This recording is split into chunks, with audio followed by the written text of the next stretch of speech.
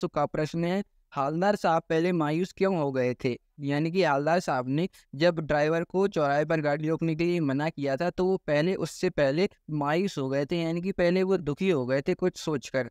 तो वो क्यों दुखी हो गए थे, क्यों मायूस हो गए थे, ये इस प्रश्न में पूछा गया है। ठीक है, सो प्रश्न समझ में आ गया होगा। अब उत्तर लिखते हैं। हवलदार साहब पहले मायूस इसलिए हो गए थे क्योंकि वे सोच रहे थे कि कस्बे के चौराहे पर सुभाष चंद्र बोस की प्रतिमा तो अवश्य होगी, परंतु उनकी प्रतिमा की आंखों पर चश्मा नहीं होगा, क्योंकि मास्टर बनाना भूल गया और कैप्टन मर गया, एवं अब वहां पर वैसी देश प्रेम की भावना किसी और में नहीं है। अतः इन्हीं बातों को सोचकर हवलदार साहब पहले मायूस हो गए थे। ठीक है, यानी कि हवलदार साहब पहले मायूस यानी कि दुखी इसलिए हो गए थे क्योंकि वे सोच रहे थे कि कस्बे के चौराहे पर सुभाष चंद्र बोस की प्रतिमा यानी कि मूर्ति तो अवश्य होगी, लेकिन उनकी मूर्ति की आंखों पर चश्मा नहीं होगा।